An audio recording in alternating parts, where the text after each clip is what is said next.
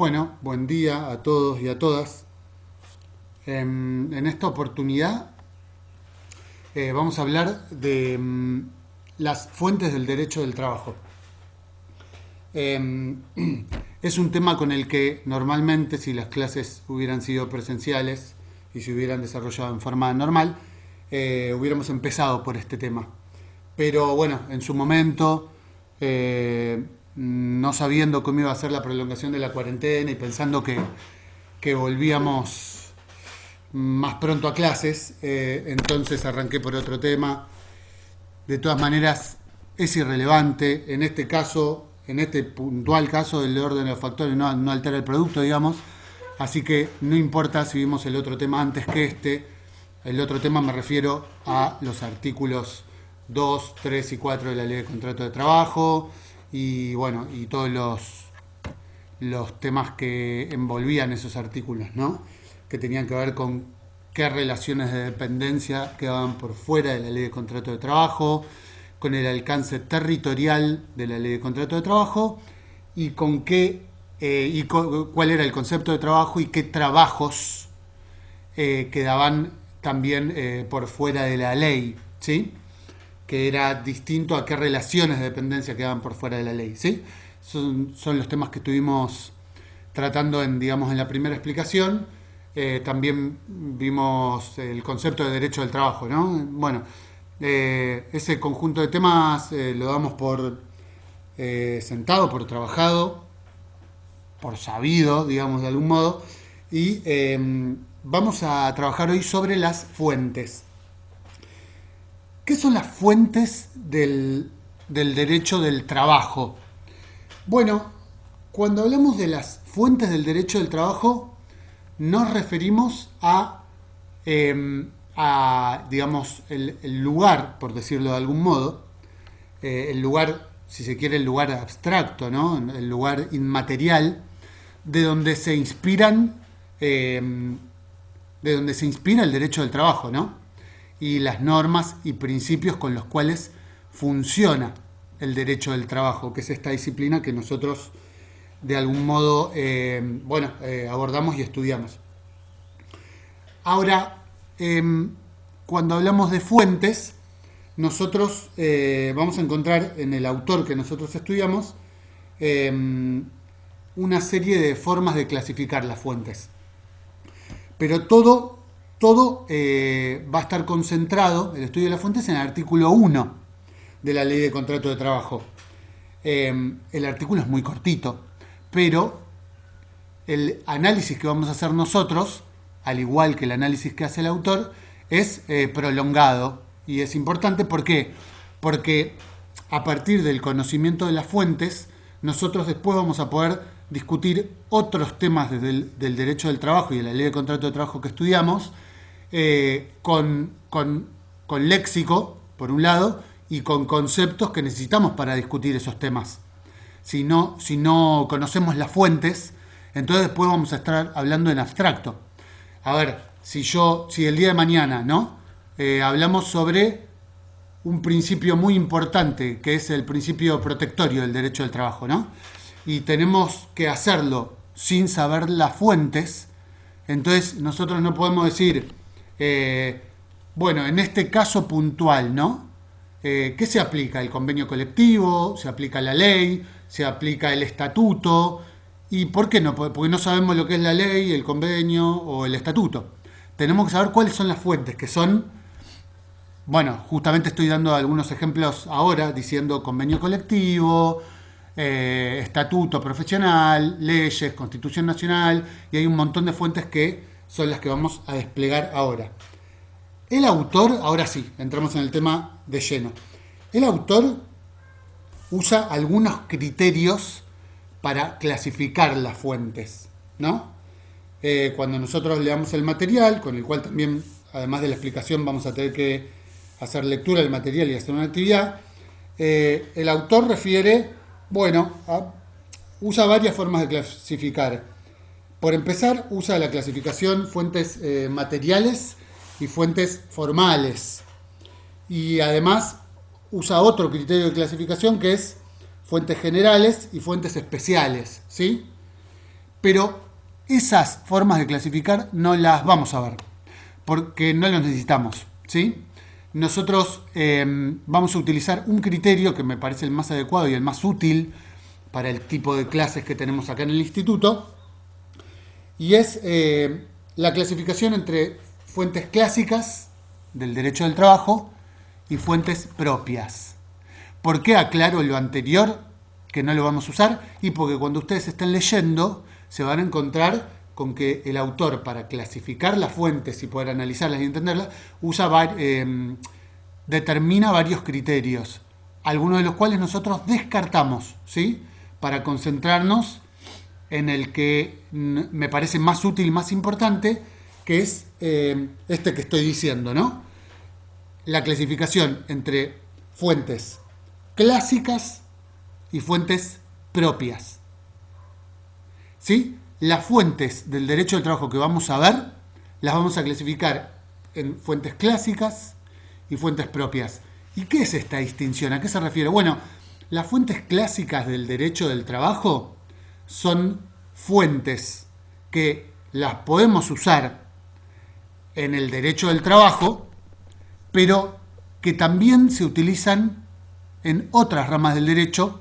Es más, se utilizan en todas las ramas del derecho.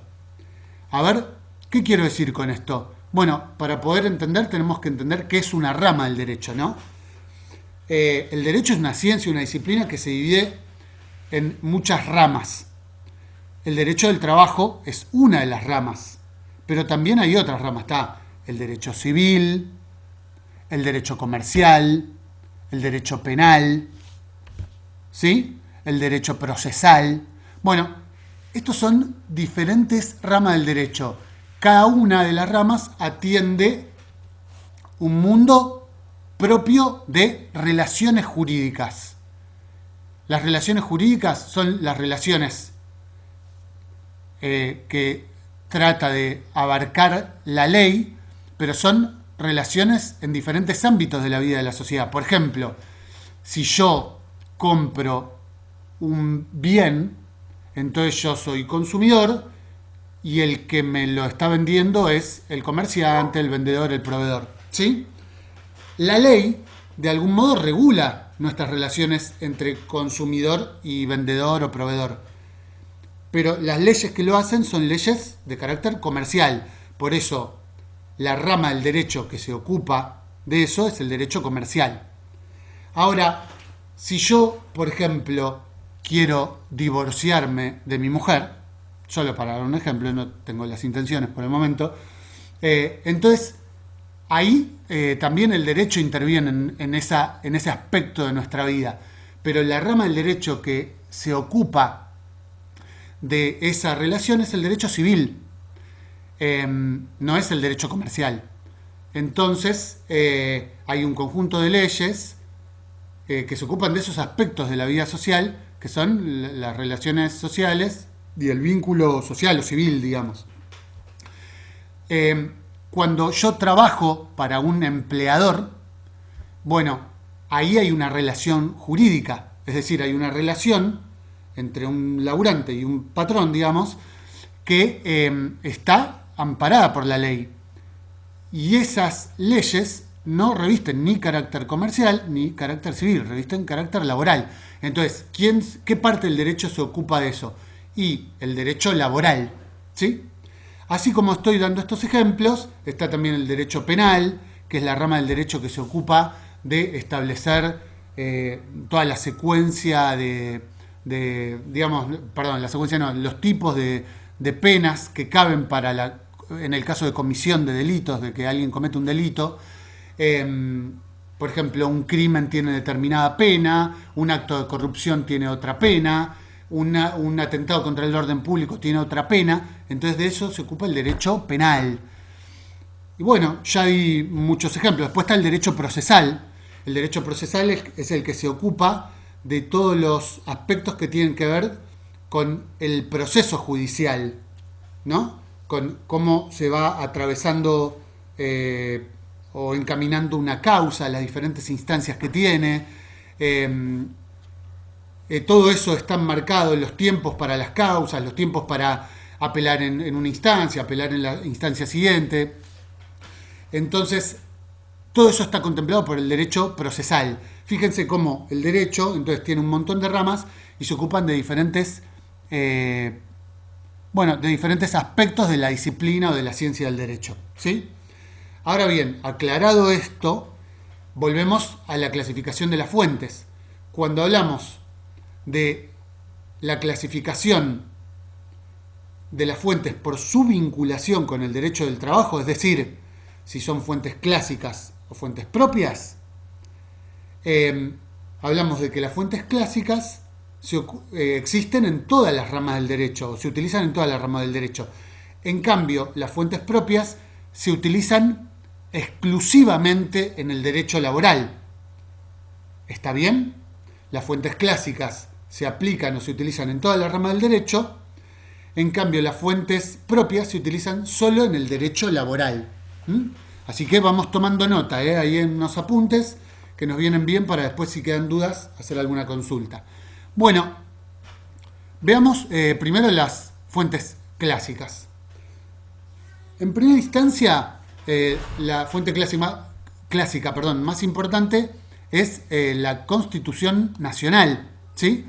Ustedes saben que la Constitución Nacional tiene, si bien tiene algunos antecedentes, la primera Constitución, digamos, que tiene bases más formales es la Constitución de 1853 en nuestro país, lo habrán visto en algún momento en historia.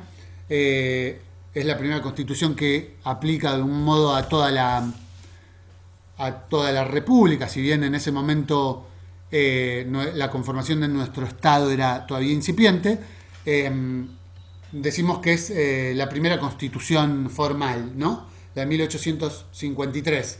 Esta Constitución tiene un carácter, ¿no? Está bien hecha a la época, un carácter más liberal, más enfocada en lo que es el derecho, digamos, individual, de algún modo.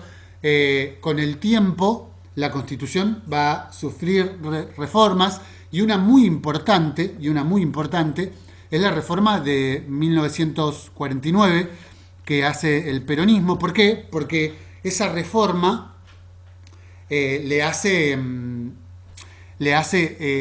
cambios de un carácter muy importante a la Constitución, que tiene que ver con darle una naturaleza o un carisma, digamos, más social, ¿no? En esa época había una corriente que se llama el constitucionalismo social, que empujó por la reforma de las constituciones, corriendo un poco de la idea del derecho individual, como que cada uno tiene sus derechos, sino haciendo una mirada mucho más social y colectiva del derecho, ¿no? Es decir, que todos tengan los derechos y los deberes que propugna la Constitución, y que el Estado, esto es muy importante, que el Estado sea el efectivo garante, ¿no? El que garantice esos derechos y que se busca para la población, digamos, por igual, ¿no? La idea es que los derechos lleguen a todos, ¿no? Estamos hablando de derechos, una mirada del derecho que es más de segunda generación, cuando los derechos de primera generación habían sido los de la primera Constitución, ¿sí? De 1853. Así que, dicho eso, es para lo que es esta clase es suficiente. Por supuesto, la Constitución sufrió otras reformas. Una de ellas, que quizás algunos de ustedes recuerden, probablemente otros eran muy chicos o ahí estaban iniciando sus días, es la reforma de 1994, ¿no? La reforma de 1994 se hizo durante el menemismo. ¿Se acuerdan el famoso Pacto de Olivos? Bueno, en el Pacto de Olivos se sentaron las bases, fue el acuerdo político para después poder hacer la reforma constitucional del 94, que fue la última reforma constitucional y que hizo también algunos cambios bastante importantes. Pero bueno, acá no es una clase sobre la Constitución, sino sobre las fuentes, así que vamos a avanzar sobre las fuentes clásicas. La primera fue la Constitución Nacional. La segunda que voy a mencionar es los tratados internacionales. Bueno, justamente en la reforma de 1994 de la Constitución se incorporaron en el artículo 75 de la Constitución, en un inciso, ¿no? Que es como, para decirlo en criollo, sería un ítem de ese artículo, se incorporaron tratados internacionales. Los tratados internacionales son tratados que nuestro país celebra con otros países o con los organismos que aglomeran a muchos países, como puede ser la Organización Internacional del Trabajo, la ONU u otros organismos internacionales, en donde lo que se hace es, de algún modo, es como fijar derechos y deberes que ya revisten un carácter que trasciende a los países, a las naciones, ¿sí? En donde, digamos, de algún modo, esos países o todos los que conforman esos tratados entienden que respetar esos derechos o establecer esos deberes, digamos, es necesario para el conjunto de esos países. Bueno, un ejemplo es la Declaración Universal de Derechos Humanos. Después hay pactos internacionales que no son, digamos, tan globales, pero son de América o de Iberoamérica. Bueno, por ejemplo, la Convención Interamericana sobre el Tráfico Internacional de Menores, el Pacto de Derechos Civiles Culturales de los países de América. Bueno, hay un montón de convenciones o de acuerdos internacionales en materia de derechos, y en la reforma de 1994 se incorporaron, ¿sí? Algunos, es muy importante esto, porque algunos de esos tratados internacionales tienen jerarquía constitucional, es decir, tienen tanto poder, tanta jerarquía como la propia Constitución. Otros tienen un carácter de menor jerarquía que la Constitución, pero de mayor jerarquía que las leyes, ¿sí? Entonces, los tratados internacionales son una fuente muy importante para el derecho del trabajo también, pero para el derecho, para todas las ramas en general, ¿sí? Muy bien, vamos a la tercera fuente clásica. La tercera fuente clásica son las leyes y sus reglamentaciones, ¿sí? Bueno, cuando hablamos de una ley, la ley tiene diferentes, el concepto, el término ley tiene diferentes acepciones, pero sí, es decir, formas de comprenderlo. Pero si vamos a, digamos, al concepto más formal de ley, bueno, la ley es una norma, es un cuerpo normativo, ¿no? Es un documento, por decirlo de alguna manera, que reúne en su articulado, en sus artículos, bueno, los derechos, las obligaciones o las garantías que quiere establecer. Las leyes, en su concepto más formal, digamos, tienen que estar hechas por el Parlamento, ¿no? Que en nuestro caso, por ejemplo, si hablamos de la jurisdicción nacional de nuestro país, las leyes tienen que pasar por la Cámara de Diputados, hay todo un mecanismo formal, tienen que pasar por la Cámara de Diputados o por la Cámara de Senadores, por el Parlamento Nacional, y hay todo un mecanismo en donde primero pasan por una de esas dos cámaras, después van a la otra, se hacen modificaciones, hay un ida y vuelta entre las cámaras, hasta que finalmente la ley tiene una votación final, digamos, y se consagra como ley nacional en el caso de que sea en la jurisdicción nacional, cuando hablamos de todo nuestro país, ¿sí? Después el presidente tiene la posibilidad de hacer una aprobación final o una desaprobación, que se llama veto, y bueno, en este sentido, quizás de algún modo y bajo alguna interpretación, digamos, tiene un carácter, algo así como un poco antidemocrático, ¿no? Porque imagínense que si todo un parlamento considera, que son nuestros representantes, ¿no? Los senadores y los diputados, consideran que una ley es válida, vigente o aceptable por por los motivos que sea, y un presidente que es una figura más unipersonal, digamos, la veta, bueno, yo creo que guarda un carácter o reviste de algún modo algún carácter un poco antidemocrático, pero en cualquier caso está todavía amparado por la Constitución Nacional, entonces eso existe, ¿sí? Después de que el Parlamento apruebe una ley, el presidente todavía tiene la posibilidad de vetarla. Recordemos que algunos presidentes, y bastante recientemente, lo han hecho, ¿sí? Han vetado leyes aprobadas por el Parlamento. Entonces, una ley es eso, lo que acabo de describir. Ejemplos de leyes hay un montón. Por ejemplo, no sé, la ley de matrimonio igualitario, las leyes que mencionamos hace muy poquito, la ley de servicio doméstico la relacionada con el empleo agrario, la ley que regula el trabajo de la administración pública, la ley de riesgos del trabajo, la ley nacional de empleo, la ley 24.003. Bueno, hay un montón de ejemplos de leyes, muchas de ellas las conocemos directa o indirectamente, y también están las reglamentaciones, ¿no? Que tienen la misma fuerza que la ley, la misma jerarquía de algún modo que la ley. Las reglamentaciones en realidad son decretos que hace el Poder Ejecutivo Nacional. Son decretos, es diferente de una ley. Los decretos no pasan por el Parlamento, los hace el Poder Ejecutivo, no los hace el Poder Legislativo. Y los decretos reglamentarios sirven solo para reglamentar la ley que aprobó el Congreso o el Parlamento, ¿sí? Entonces, el decreto reglamentario lo que haría es bajarlo a tierra, ¿no? Hacerlo aplicable. Es decir, articular todos los mecanismos, definir todos los mecanismos para que se pueda aplicar esa ley. ¿Está bien?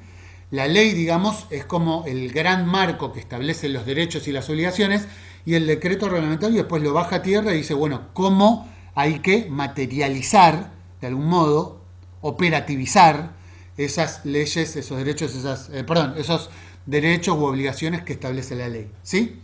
Entonces, las leyes y los decretos reglamentarios o reglamentaciones son otra fuente clásica del derecho del trabajo, ¿sí?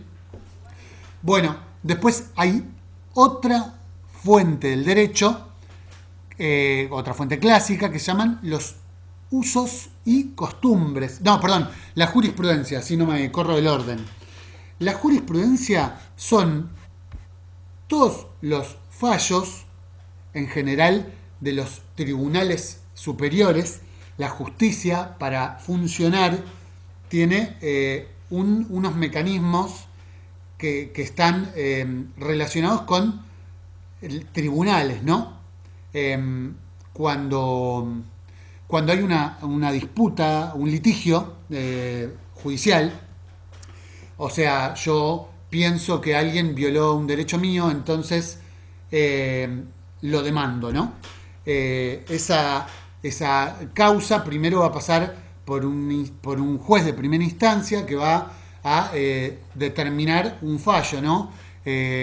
Para ser muy breve y muy sintético, va a determinar de algún modo quién tiene razón en esa disputa judicial, en ese litigio. Si a la persona que fue juzgada de un modo negativo, que fue considerada culpable o que fue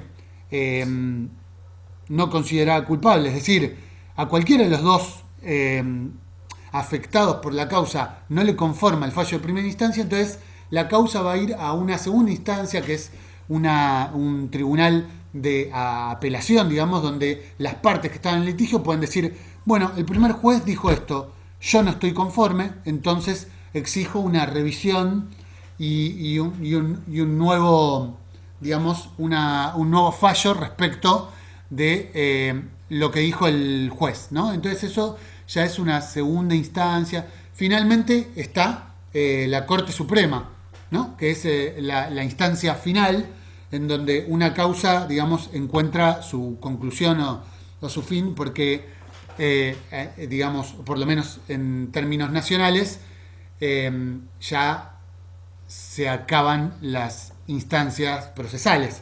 Entonces, ¿la jurisprudencia qué es? La jurisprudencia son las decisiones que van tomando las diferentes instancias, el juez de primera instancia, o la Cámara de Apelaciones, que es la segunda instancia, o la Corte Suprema, y en otros juicios futuros, digamos, un juez puede tomar, en otras causas, un juez puede tomar las decisiones que haya fijado un juez de primera instancia, una Cámara de Apelación o la Corte Suprema, en otras causas de años anteriores y utilizarlas para tomar su decisión. Es decir, la jurisprudencia sería como una biblioteca de fallos en donde un juez el día de mañana puede agarrar estoy haciendo una metáfora, ¿no? Un libro de esa biblioteca, que es una decisión que tomó un juez anterior, y decir, mirá, en un caso muy similar, un juez tomó esta decisión. Entonces, a mí me inspira, como juez que voy a decidir, me inspira para decir, bueno, hay otros jueces que tomaron esta decisión en este caso. Entonces, si yo decido esto, está un poco justificado o avalado por las decisiones que tomaron otros jueces, ¿sí?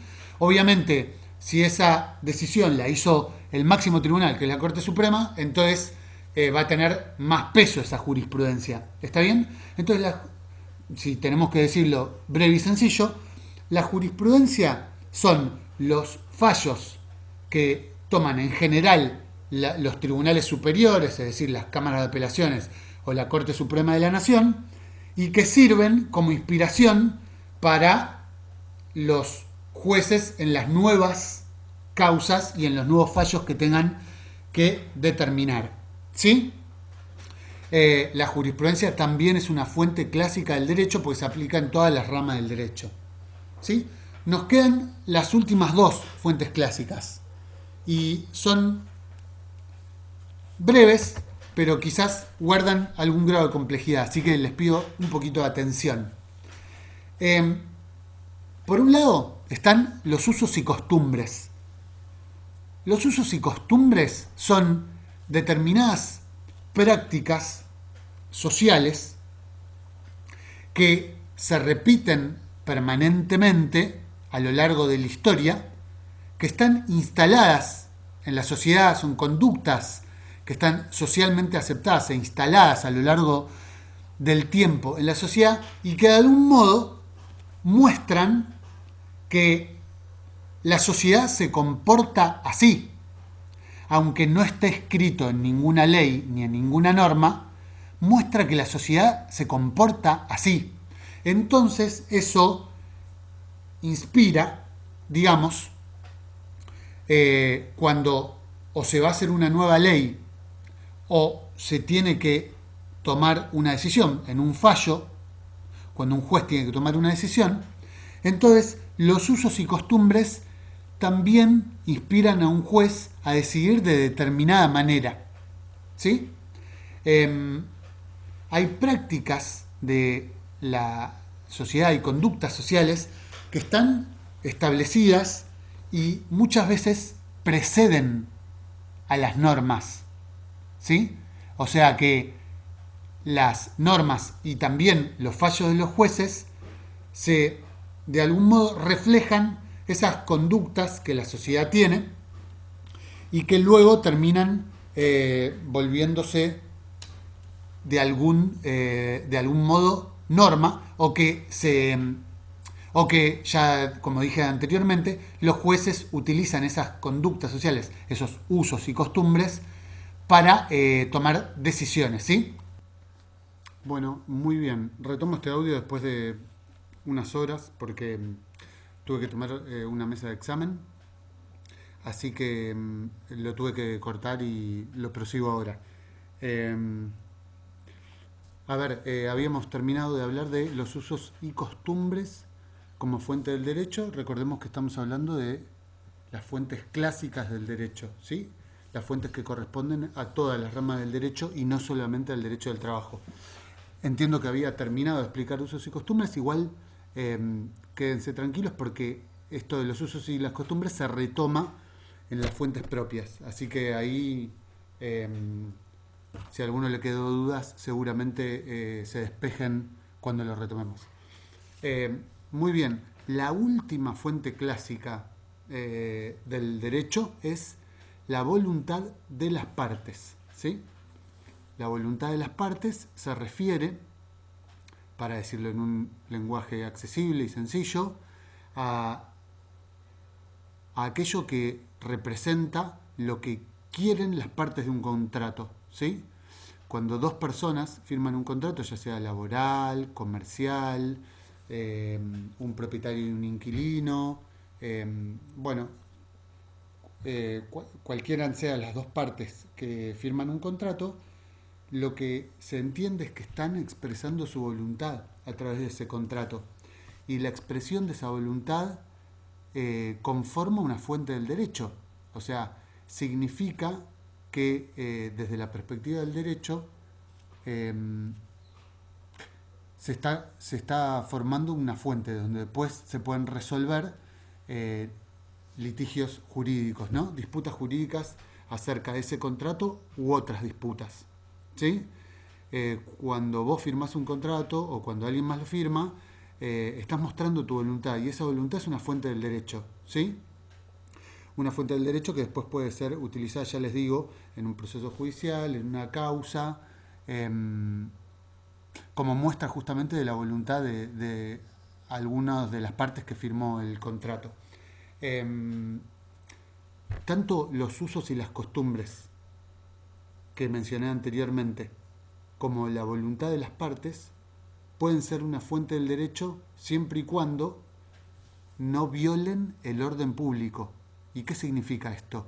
Bueno, no tienen que violar las leyes que conforman, las leyes o las normas que conformen el orden público. Es decir, los usos y costumbres y la voluntad de las partes como fuentes no son normas, no son leyes, ¿sí? Leyes es otra cosa, lo expliqué hace un rato. Pero sin lugar a duda, tanto los usos y las costumbres como la voluntad de las partes en un contrato conforman una fuente del derecho siempre y cuando ni los usos y las costumbres ni la voluntad de las partes en un contrato violen la ley.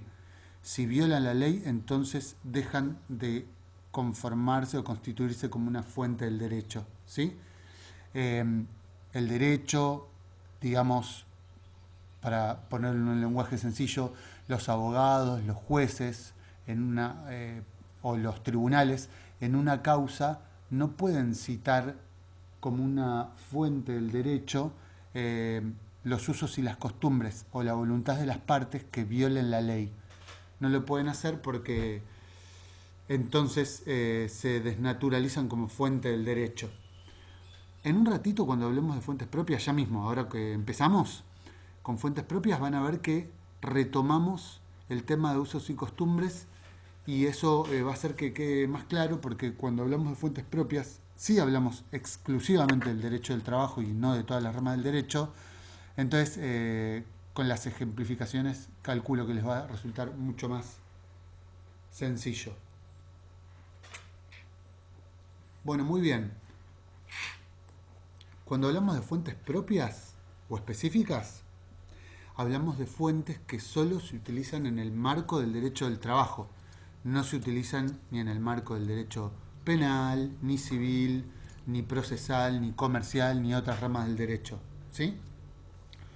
La primera fuente que aparece es una fuente muy conocida en el derecho del trabajo. Muchos de ustedes, como trabajadores y como trabajadoras, deben conocer su existencia y son los convenios colectivos de trabajo. Los convenios colectivos de trabajo son acuerdos que se celebran entre partes, pero esas partes son representaciones colectivas, es decir, representaciones de toda una rama de trabajadores de una actividad o de trabajadores de una empresa. ¿Sí? Supongamos que los convenios colectivos de trabajo los firman los sindicatos u organizaciones que tengan personería gremial, digamos, y las empresas o las cámaras empresarias. Las cámaras empresarias serían algo así como los sindicatos de las empresas. ¿Está bien?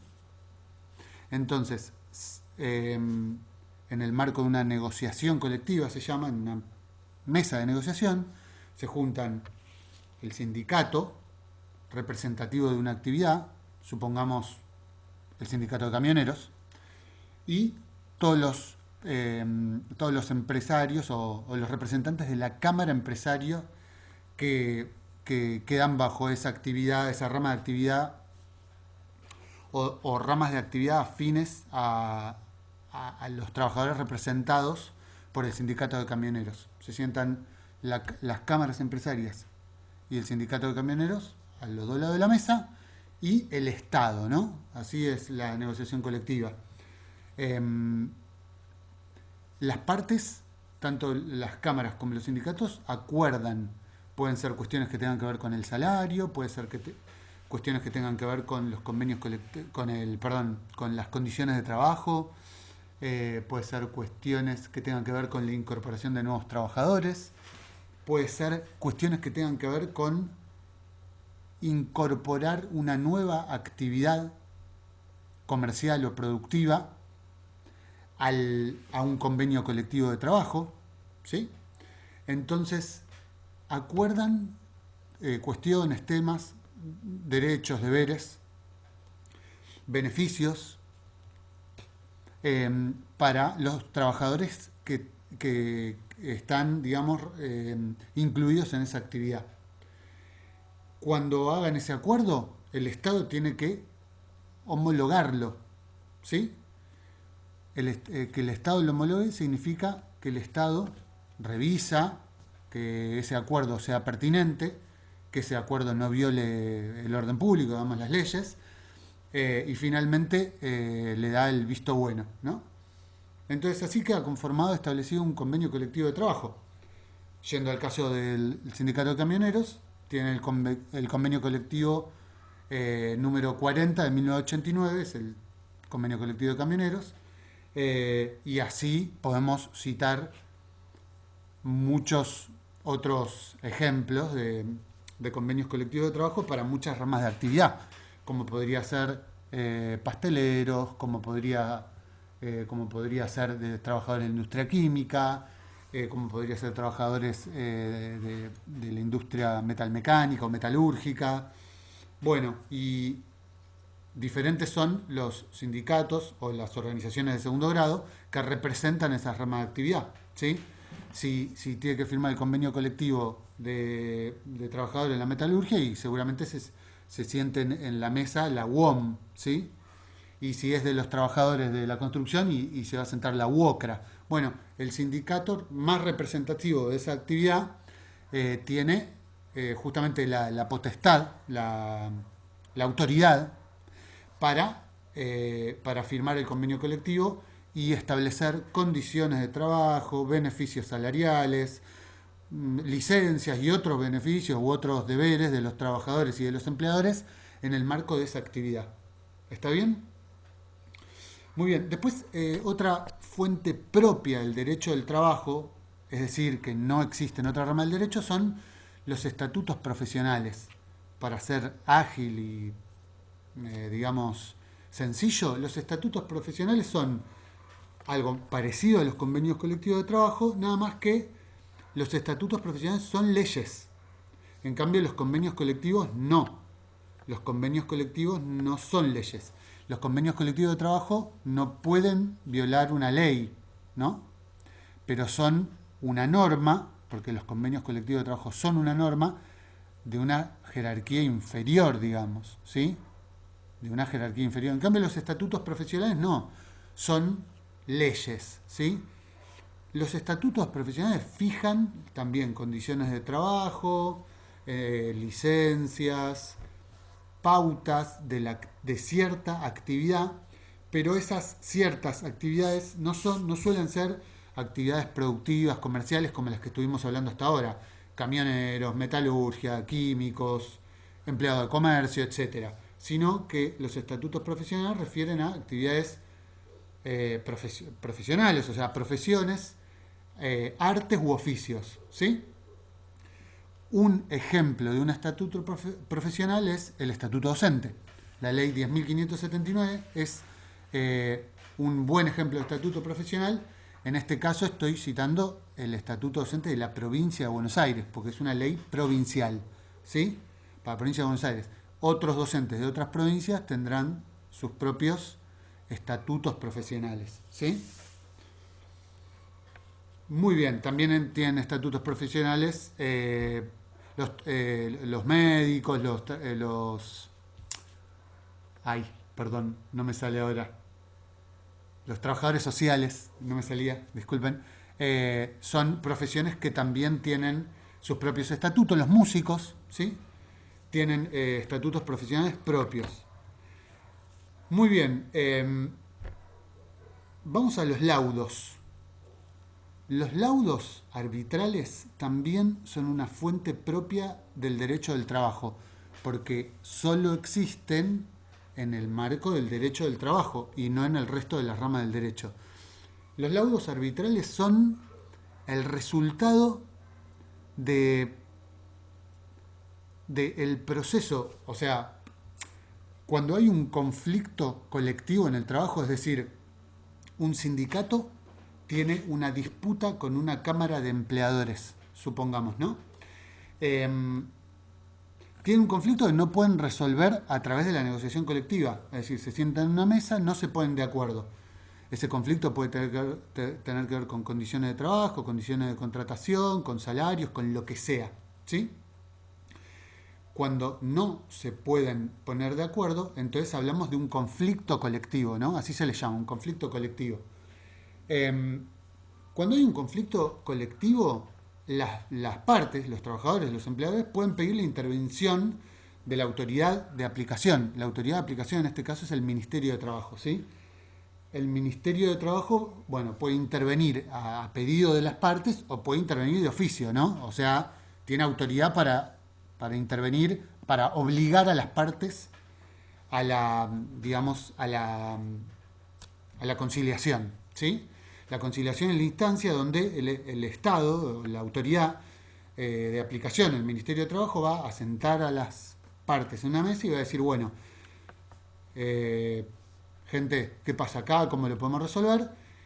Y fruto de esa conciliación, que puede ser voluntaria o obligatoria, entonces hay una fórmula conciliatoria, es decir, una propuesta que se supone que tiene que ayudar a las partes a superar el conflicto.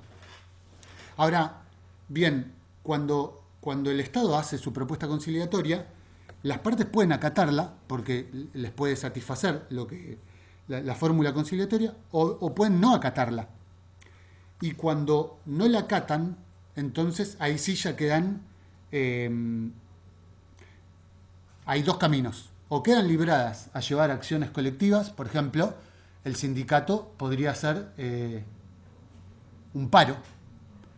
El sindicato podría hacer un paro porque la conciliación obligatoria no funcionó. Puede llevar las medidas de fuerza, ¿no? Pueden llevar a cabo las medidas de fuerza. Ahora bien, también existe la posibilidad, además de la instancia de conciliación, que se produzca una posibilidad más, si las partes no están de acuerdo con la propuesta del Estado, es que se establezca un arbitraje. Ese arbitraje es voluntario, se le ofrece a las partes el arbitraje. El árbitro puede ser el mismo Ministerio de Trabajo o puede ser un fuero laboral, un tribunal, un juzgado laboral. Es decir, puede ser el Poder Ejecutivo, puede ser el Poder Judicial, pero el punto es que cuando las partes se someten al arbitraje, es decir, aceptan el arbitraje del Estado, entonces el resultado del arbitraje, que es un laudo, y que a todo esto iba la explicación, el laudo tiene carácter obligatorio, y tiene fuerza de convenio colectivo de trabajo, es decir, la misma autoridad que el convenio colectivo de trabajo. Es decir, que si se sometieron al arbitraje y el arbitraje produce un resultado que es el laudo, entonces ahí no hay tutía. Las partes tienen que acatar y eso queda con fuerza de convenio colectivo, ¿sí? Es decir, tiene la misma autoridad que tiene el convenio colectivo, como si las partes lo hubieran acordado por su propia voluntad, ¿sí? Muy bien, eso es un laudo arbitral. Otra fuente propia es, ya vamos terminando, porque si no se hace muy largo, se me van a distraer. ¿Cuánto vamos? 45 minutos. Los convenios de la OIT. Los convenios de la OIT son tratados internacionales que nuestro Estado acepta por ser parte de la Organización Internacional del Trabajo. Recuerden que la Organización Internacional del Trabajo es un organismo que conglomera a muchos países, que se creó a principios del siglo XX y que es un organismo tripartito, ¿sí? En él confluyen estados, representantes de empleadores y representantes de trabajadores. Y cuando la OIT, digamos, todos los países que conforman la OIT suscriben un convenio, entonces ese convenio, el país está dando a entender que acepta esas prerrogativas y eso pasa a formar parte de su normativa jurídica. ¿Recuerdan lo que dije de los tratados internacionales en las fuentes clásicas? Bueno, los convenios de la OIT son tratados internacionales. O sea, van a tener una fuerza jurídica mayor que las leyes. Tienen una jerarquía mayor que las leyes. Aunque los convenios de la OIT van a tener una jerarquía menor que la Constitución Nacional, ¿sí? Entonces, tienen mucha fuerza, son muy importantes y no solo establecen normativas, sino que las nuevas leyes que aparezcan en nuestro país nunca pueden violar un convenio, las leyes laborales, ¿no? Un convenio de la OIT, ¿sí? Esto para ser conciso y breve, digamos.